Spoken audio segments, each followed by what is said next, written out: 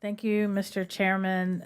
As the only member of the committee from Virginia, I'm particularly proud of the work being done at Langley Research Center, which I've had the opportunity to visit, their work to advance science, not only in the Commonwealth, but around the country. And I have to say that as a mother to a son who wants to be an astronomer, he is a keen fan of the work that you all do in the planetary science and helioscience divisions. He has used images from the Hubble and James Webb Space Telescope for school presentations and as a junior volunteer at the Science Museum of Virginia. And those images have sparked an interest in STEM more than anything that his father and I have ever put in front of him.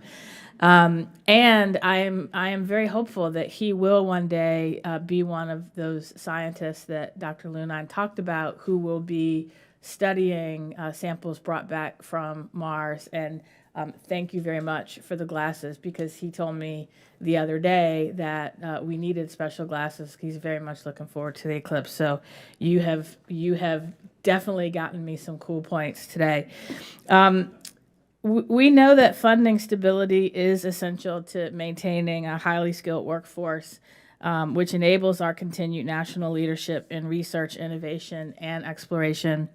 And Dr. Fox and Mr. Scott, could you tell us if the President's fiscal year 25 budget request sufficiently funds the Science Mission Directorate to prevent future workforce reductions or some of the challenges you've discussed today?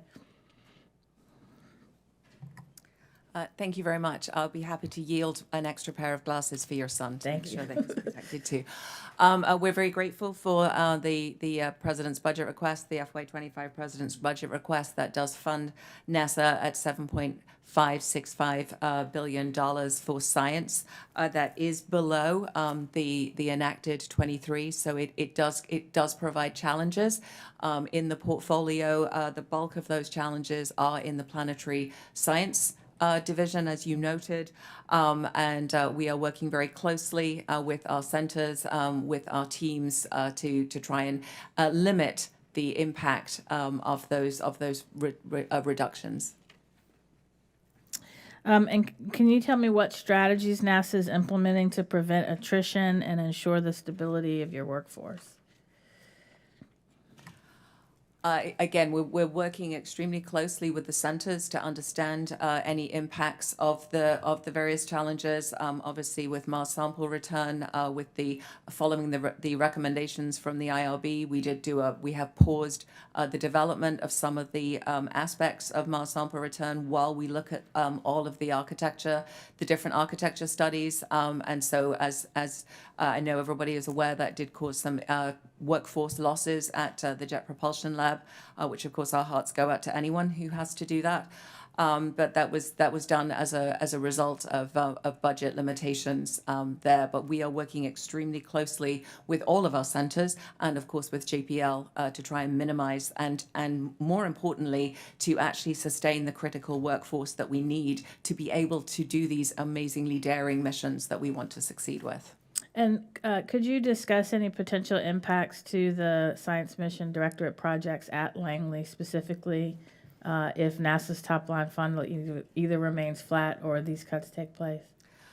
I don't have a full, let me start again. So for Langley, the biggest impact will be in the Earth Science division because of some of the delays and the change in the way that we will be implementing some of the Earth Science missions.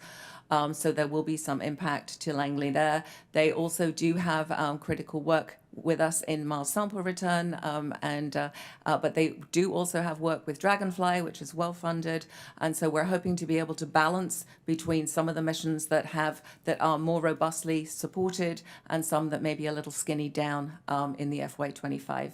Okay, and in my remaining time, you may not be able to answer this here, so I'll submit this for the record, but your bridge program that develops partnerships between your centers and institutions that are historically under-resourced, like minority serving institutions, community colleges, and tribal colleges.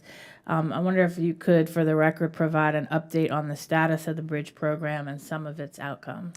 We'd be very happy to provide that for the record. I know the time's done, but I will say we are really, really excited about our Bridge program for all the reasons that it's always nice to be able to offer people opportunities, but to be able to actually support them, to be able to take advantage of those opportunities is what we're doing with our Bridge program. So thank you for the question. Thank you, Ms. Chairman. Now you're back.